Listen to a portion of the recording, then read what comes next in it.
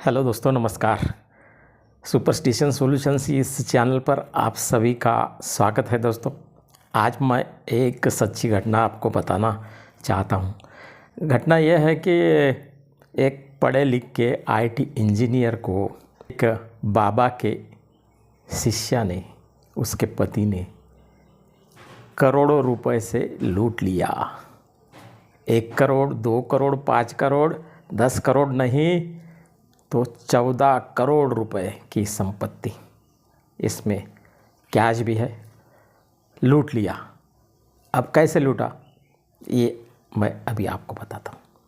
England में 10-12 साल तक के महाराष्ट्र के इंजीनियर ने, उनका नाम है दीपक, 12 साल तक के वहाँ पे नौकरी की, वहाँ पर बहुत पैसा कमाया, वहाँ मकान भी खरीदा।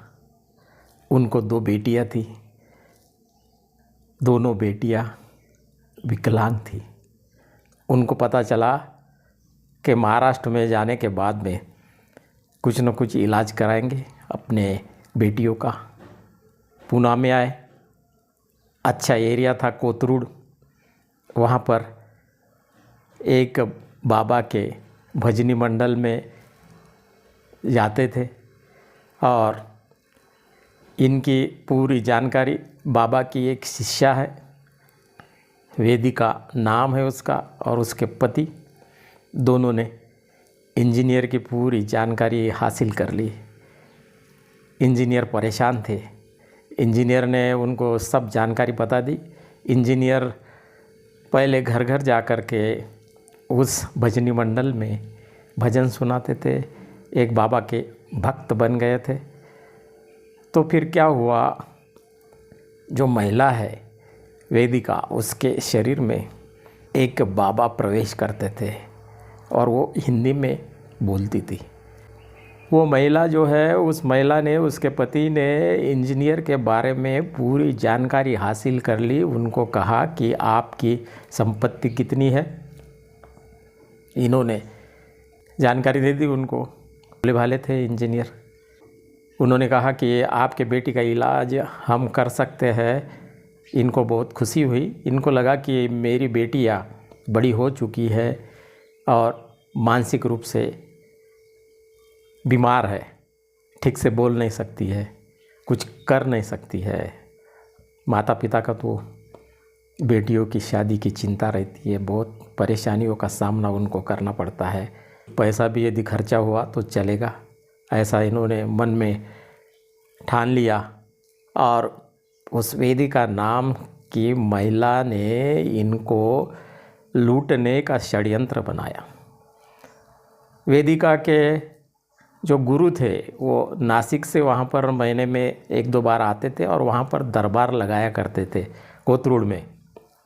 उस वक्त ये महिला अपने शरीर में लाती थी उस बाबा को।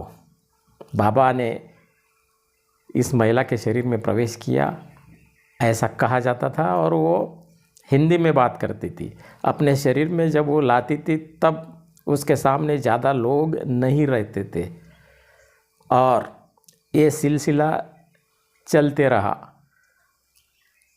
उसके बाद इनको लगा कि इतना पैसा हमारा खर्चा हो चुका है।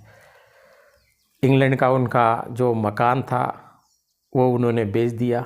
उसके बाद में उस इंजीनियर को बताया गया कि कुछ न कुछ गड़बड़ है, आपके नाम पर ये जो संपत्ति है मेरे नाम पर ट्रांसफ़र करना पड़ेगा। उस महिला ने कहा, मरता क्या नहीं करता, इस हिसाब से उस इंजीनियर ने मकान बेच दिया, पैसे उनके नाम पर ट्रांसफ़र कर दिए गए। पूना में फ्लैट था वो भी बेच दिया, खेती थी वो भी बेच दी। ऐसे करते करते बहुत संपत्ति इनके पास की चली गई। और उसके बाद में ये महिला शरीर में लाती थी, 40-50 मिनट तक बात करती थी। इंजीनियर को और उनके पत्नी को लगा कि अपनी बेटियाँ ठीक हो जाएगी, लेकिन नहीं हुई। ये परेशान हो गए।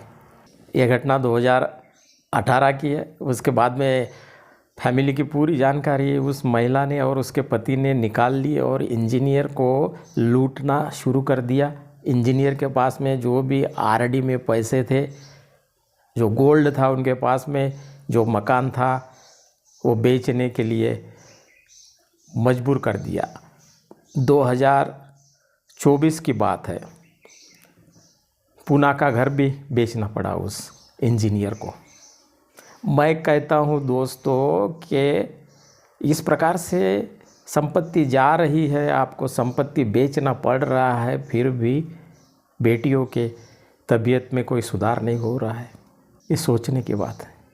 अंधविश्वास में इंसान किस प्रकार से पूरा अधीन हो जाता है। इंजीनियर को यदि पूछा गया कि आपने ऐसा क्यों किया, इतने पैसे आपने दे दिए, तो इंजीनियर कहता है कि ये तो मावली की कृपा है, मावली ऐसा करती है क्या। वो ठीक से जवाब भी नहीं दे रहे थे। किराए के मकान में 2 साल से वो रहते हैं। आरडी के पैसे गए, पीपीएफ जो भी उनके पास में था वो भी चले गए। पूरे पैसे उन्होंने उनके खाते में ट्रांसफ़र करवा लिए उस महिला के, जिस बाबा की वो महिला वेदिका शिष्या थी। वो बाबा भी वहाँ पे आते थे दरबार लगाने के लिए। इतनी 14 करोड़ की संपत्ति हड़प ली गई, लूट ली गई। ये सोचने की बात है। सोचते, किसी लोगों को यदि बताते कि ये इस प्रकार की संपत्ति मेरे पास की ये लोग ले रहे हैं, मांग रहे हैं, मैं क्या करूं, तो वो बच सकते थे। लेकिन इंसान कितना भी पढ़ा लिख कर रहे, इंजीनियर रहे, डॉक्टर रहे या कोई भी रहे, एक बार यदि अंधविश्वास में अंदर चला जाता है तो वो सोचना बंद कर देता है। सोचने की शक्ति उसकी समाप्त होती है। ये बाबागिरी की शोकांतिका है। संत तुकाराम ने कहा था दोस्तों कि ही बुवाबाजी भुलवी जना, भ्रष्ट करी ग्राम जीवना, फसवोनी भोळ्या भाबड्यांना भलत्या छंदा लावीती। इसका अर्थ ये है कि ये जो बाबागिरी है अच्छे अच्छे लोगों को बेवकूफ़ बना देती है, करोड़पति से रोड़पति बना देती है। इसी प्रकार से इस इंजीनियर को रोड़पति बना दिया गया। इंजीनियर और उसके पत्नी ने इनको जाकर के पूछा कि आप लोगों ने इतना सारा पैसा लेने के बाद मेरी बेटियां ठीक नहीं हुई है, तो उन्होंने ठीक से जवाब भी नहीं दिया। कोथरूड के पॉश एरिया में जो महिला अपने शरीर में बाबा को लाती थी, उसने बंगला खरीद लिया। टीवी चैनल के लोग जब वहाँ पर गए तो उनसे उन्होंने बात भी नहीं की, और वहाँ पर जो भी नौकर थे उन्होंने कहा कि घर में कोई नहीं रहता है और वो कहाँ गए हमको पता नहीं है। आज के ज़माने में इस प्रकार से यदि लूटमार धोखाधड़ी होती है तो अंधविश्वास की जो भयानकता है बहुत गंभीर है दोस्तों। बचपन से हमारे ऊपर जो गलत संस्कार किए जाते हैं उससे हम बुआ बाबा के चक्कर में आ जाते हैं। बुआ बाबा के चक्कर में आकर के अपने दिमाग को इन्होंने सोचने से रोक दिया और बर्बाद हो गए। फिर वकील के पास में गए, वकील से मिले। वकील विजय ठोंबरे जी कहते हैं कि ये तो लूटमार है, अंधविश्वास के नाम पर इनको बेवकूफ़ बनाया गया, इनको हम न्याय दिला के रहेंगे, क्योंकि वो जो इंजीनियर है उसका परिवार अभी रोड पर आ चुका है। ये ऐसा क्यों हुआ, इसके बारे में हमें सोचना पड़ेगा। इंसान कितना भी विद्वान रहे, मेरिट में क्यों ना आए, या कितने भी उसकी पढ़ाई हुई हो, कितना भी वो अमीर हो, फिर भी यदि उसकी मानसिकता अंधविश्वास को मानती है, अंधविश्वास में वो चला जाता है, तो ये बुआ बाबा महाराज आपू टापू तथाकथित ठग महाठग बाबागिरी करते हैं और उनको बेवकूफ़ बनाते हैं। समझदार को ये काफ़ी है, वकील ने बता दिया। और उनके ऊपर तो अवश्य कार्रवाई होगी, उस बाबा के ऊपर, और वो वेदिका नाम की महिला, उसके पति और इस कल्ट में जो लोग सम्मिलित है उनके ऊपर कार्रवाई अवश्य होगी। 2013 में जादू टोना विरोधी कानून महाराष्ट्र में बनाया गया था, उसके अंदर भी यही बताया है कि कोई चमत्कार का लालच देकर आपको बेवकूफ़ बनाता है तो उनके ऊपर अवश्य कार्रवाई होगी। चमत्कार से बीमारियां ठीक नहीं हो सकती है, लेकिन यहाँ पर चमत्कार के नाम से 14 करोड़ रुपया लूट लिया गया। खेती, बंगला, मकान, सोना, सब कुछ बेच दिया इन्होंने। इतना होने तक ये कैसे छुप रहे? अंधविश्वास की ये भयानकता है दोस्तों। एक बार यदि अंधविश्वास के गड्ढे में इंसान गिर जाता है तो आसानी से बाहर नहीं निकलता है। इसलिए ये जो बाबागिरी करने वाले लोग हैं, इनसे हमने दूर रहना चाहिए। स्कूल कॉलेज में ही बताना चाहिए कि चमत्कार से किसी को नौकरी नहीं मिलती है और चमत्कार से बीमारियां ठीक नहीं होती है। इनके चक्कर में आने की आवश्यकता नहीं है।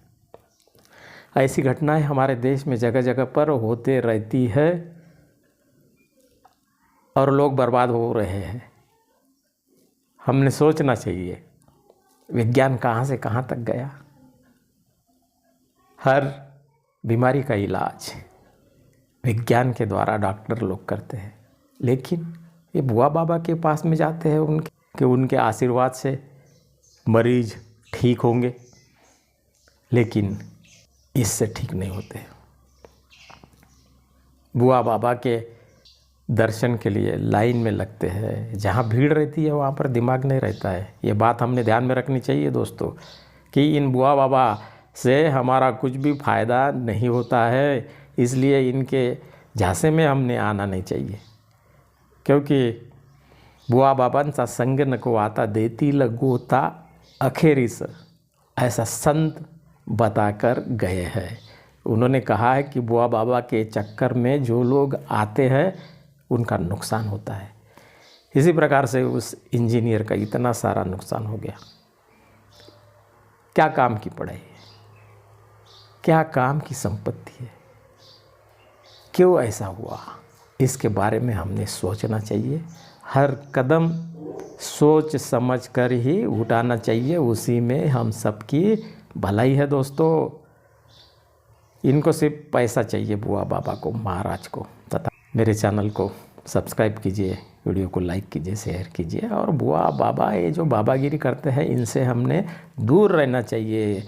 ये बाबा लोग हमको सिर्फ बातें बताते रहते हैं, अपनी दुकानदारी चलाने का प्रचार प्रसार करते हैं। उनके अंदर किसी भी प्रकार की शक्तियाँ नहीं होती है, ये भी हमने ध्यान में रखना चाहिए दोस्तों।